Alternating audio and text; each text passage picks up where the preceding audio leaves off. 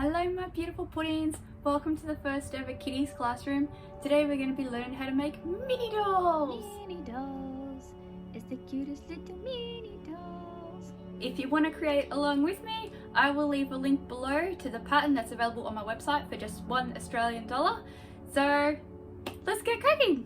The first thing you will need to make your mini doll is my printed pattern that you can get on my website. You will need felt. Today I'm going to be making a pink panda. 100% wool felt is the best. You can use acrylic felt, but just please be aware that it does stretch and it might only stretch one way. So your mini doll might end up short and fat or tall and skinny as opposed to nicely proportioned. So I've got my felt, I've got scissors.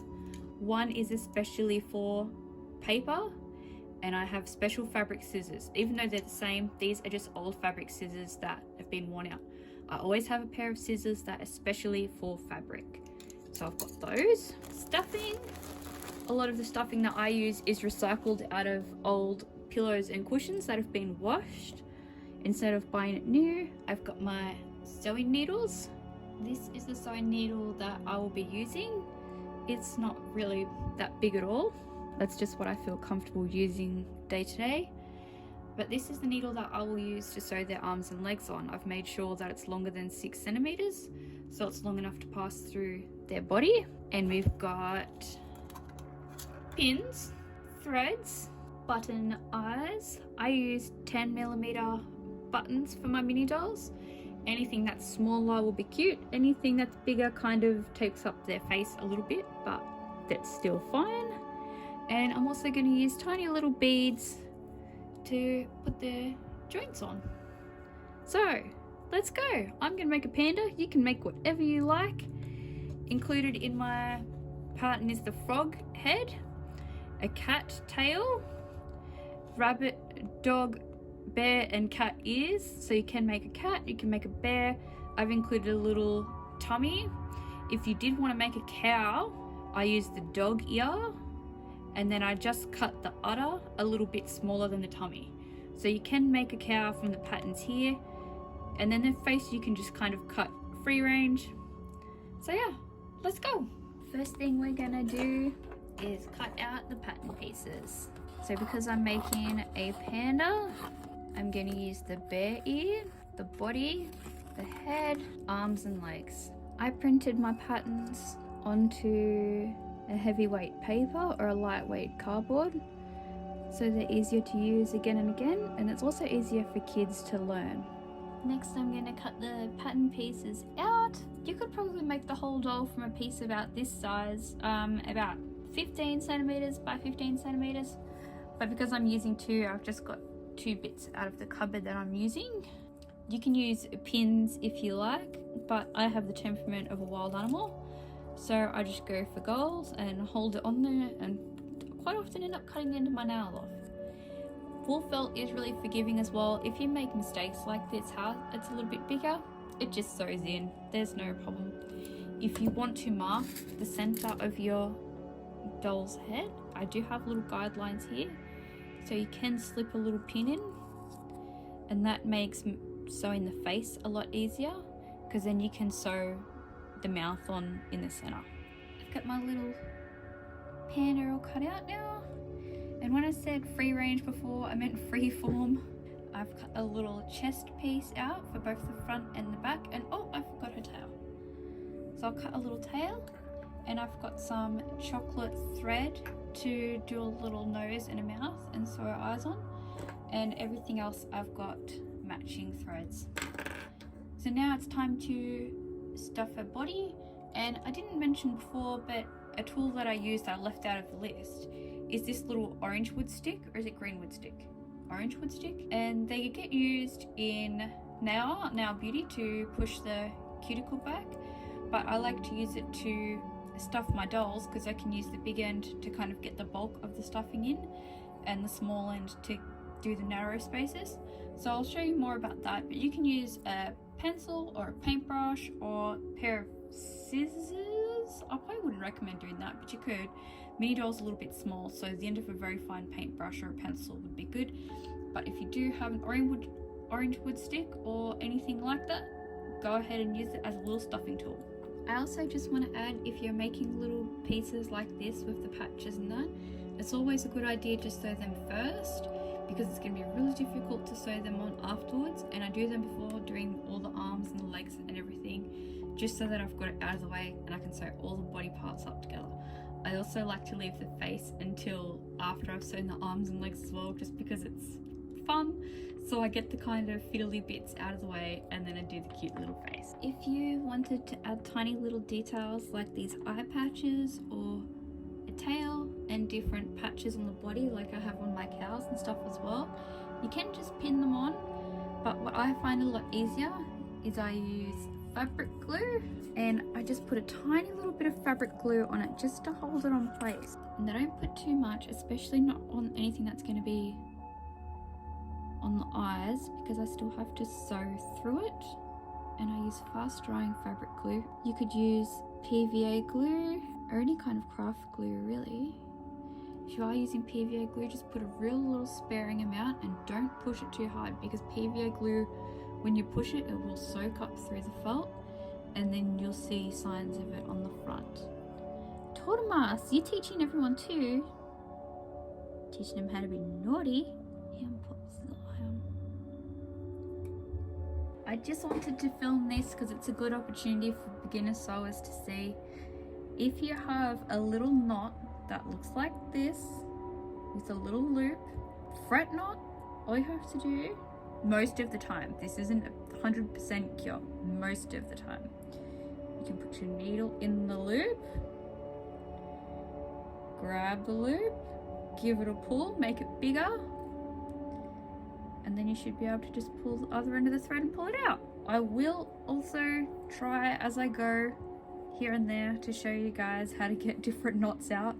There are little tips and tricks like that when you're learning to sew. Some of them took me a very long time, but everyone learns different ways.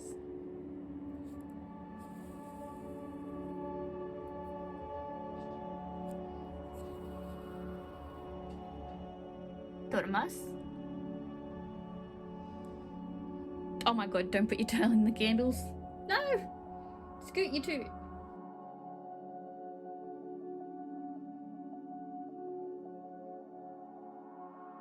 So now we're going to pin our little bodies together.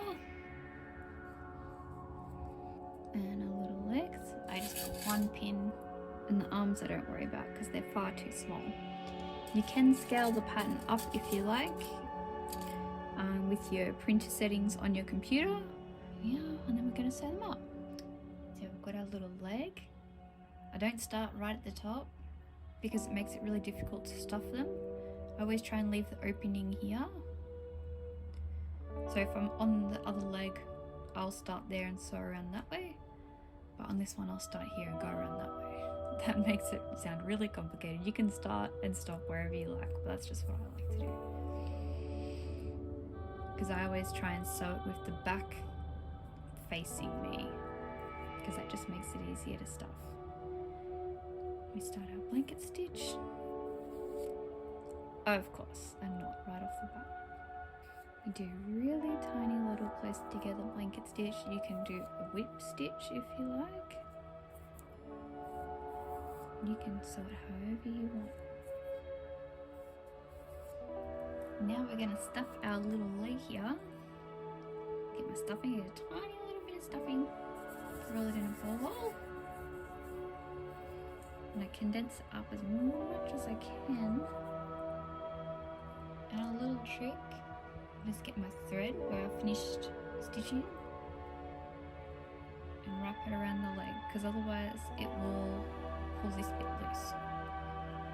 Put my little tiny bit of stuffing in here. And this is where the little tiny stuffing tool comes in handy, because you can just push it in. And now we've gotten to the end. And you pop your needle back between the last, or the first two stitches rather, and push it out towards the inside of the leg, or arm, whatever you're up to. And then we catch a tiny little bit of fold, just a teeny weeny little bit, just basically like you're doing a blanket stitch back through the loop. And then when you've got your knot done, back in under the knot, pop it out, and then you can snip it off and you don't have any loose ends hanging out. There we are, got a little leg. So after sewing the tiny little body, I've tied my knots off on the inside.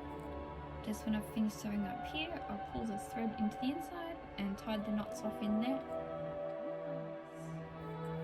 And then we stuff the body.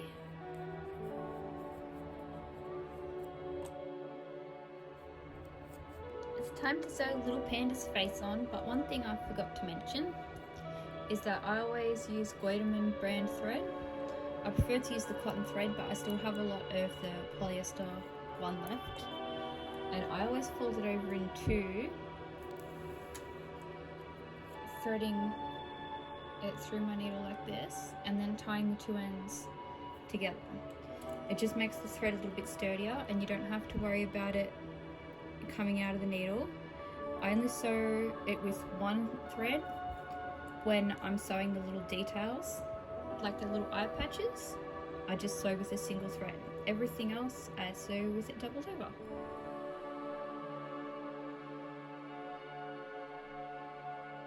When I start sewing the little mouth and nose, I always flip it over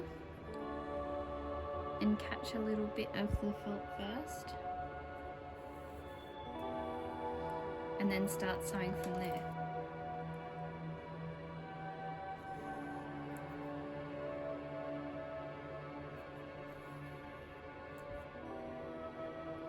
I'm going to sew a little triangle for a nose.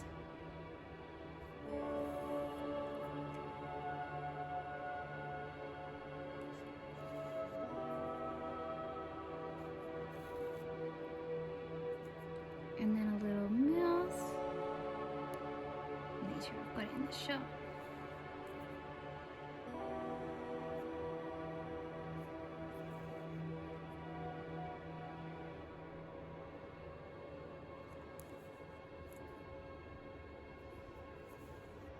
And then I'll fill the nose in and the little face is done, and we can sew the head up. If you don't have little buttons to sew the eyes, or you don't want to use buttons, you can paint the eyes with fabric paint, or you can stitch them on. You can do whatever your little heart desires. And when sewing the head, I always start at the chin, fold the little, like it's got the two pins in the top, fold the little face back,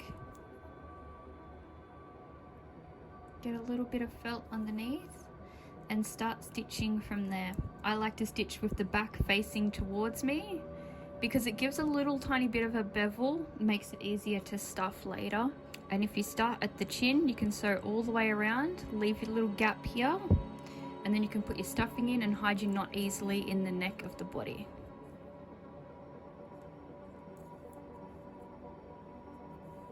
If you ever run out of thread, or you're wanting to know how to finish it off to change colours, you just do your blanket stitch, pull your thread inside, tie your little knot in there, and then with your new thread, just catch a bit of felt again and bring your needle up just behind that last stitch. Can you guys see that? Just behind that last stitch.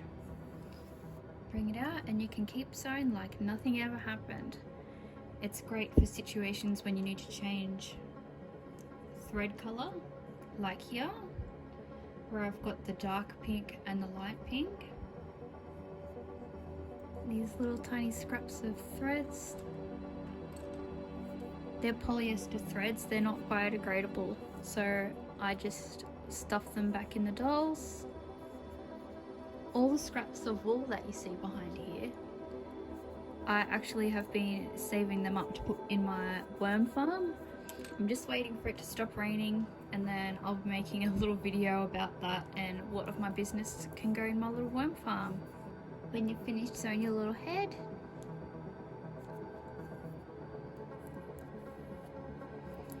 So right up to the end,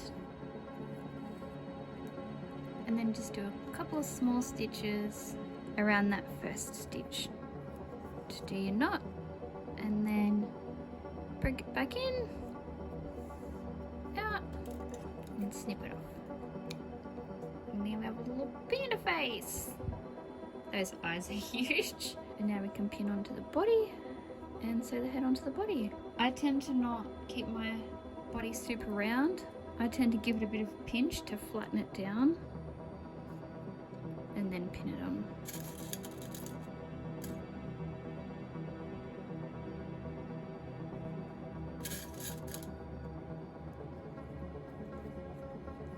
So your head, you're just stitching through the body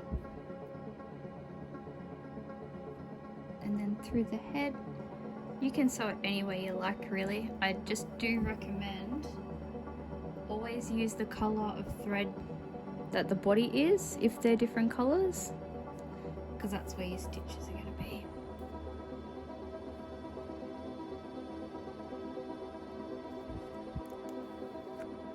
I don't like to sew my heads on by going like this and then coming out and then doing another stitch there, because they seem to sew on a little bit wonky when you do that. I just like to sew it starting from the center. I do one side, so straight through front to back, and then when you get to the end, go back to the center and do the other side.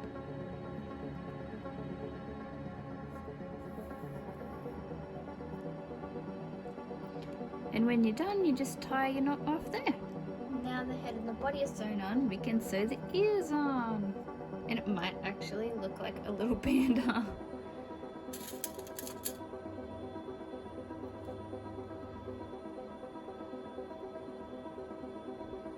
If you've blown your pattern up, you might want to leave the pin in that you use for the guide for the face, so that you can make sure your ears are the same width apart. But when it's this small, it's easy to tell by eye. So what I like to do is get my needle, just kind of squeeze it in between the felt inside of the head, and then I come up right in front of the ear, pulling that knot down into the head.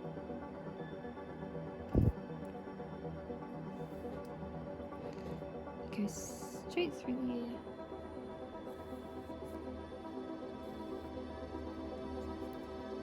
Into the head, and when you go in the head, put it on a bit of an angle so you can come out just next to it. Simples.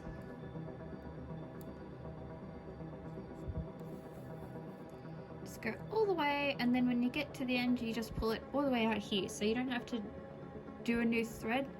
I just have the rest of my thread left from when I sewed the body, and I just go all the way across and then tie the knot off behind the ear.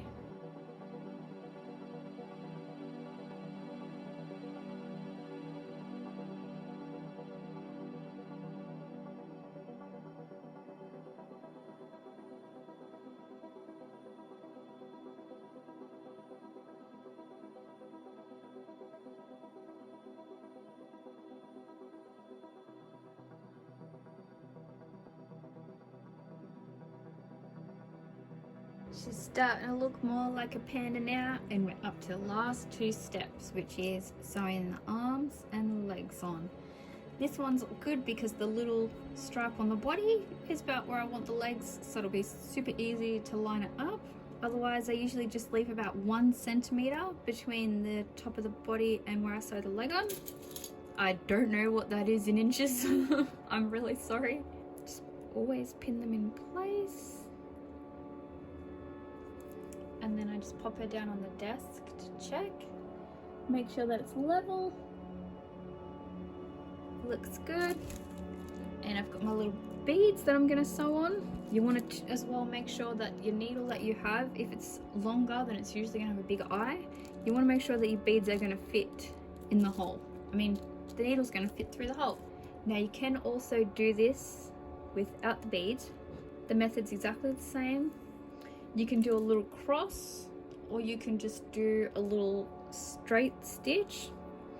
As long as you're not going down the exact same hole when then your legs are going to fall off, you'll be fine. If you don't have beads, never fear, you can use the exact same method without them. You can do just one little straight stitch, or you can do a cross. That's completely up to you. Or you can use beads, or you can use buttons, whatever you like. So I use the same method that I used to sew the ears on. I just make a little smidge between the two layers of felt in a butt. And then I come out where I want to sew the leg on.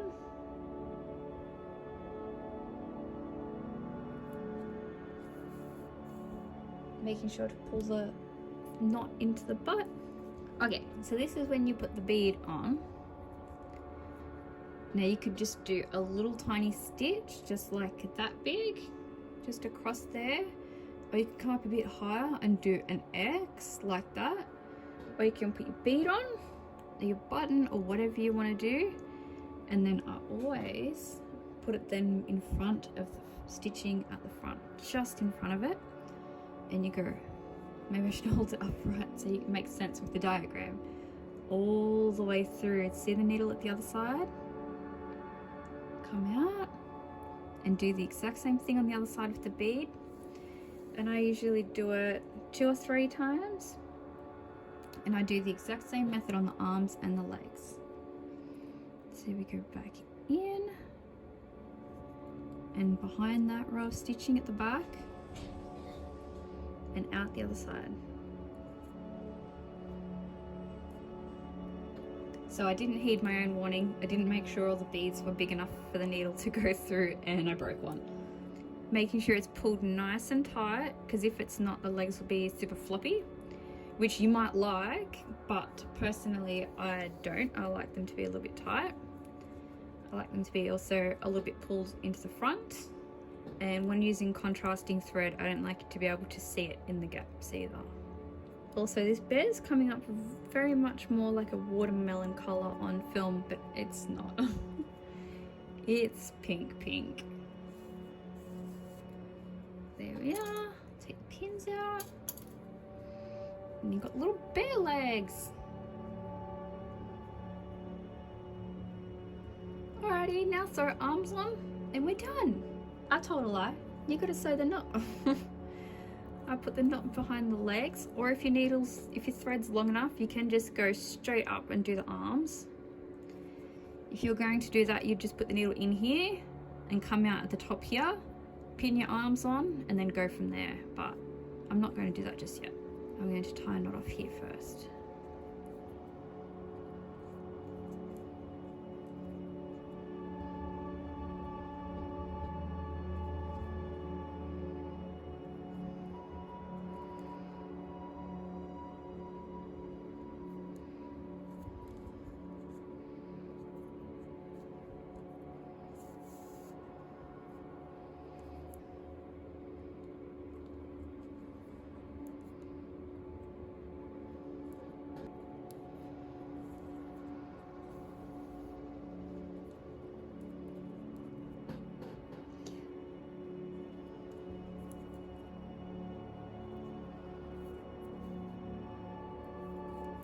And now we have a little mini panda. Yay! Hey boys! If you want to make your own mini doll, please leave me a little comment below. I'd love to know what you want to make. If you want to make a panda, a frog, a little cow, or your little cat or dog. You could also make them little Christmas tree ornaments, or hang them on a keychain, or make little worry dolls. You can do whatever your little heart desires. Thank you. And now you have your very own little mini doll. Yay!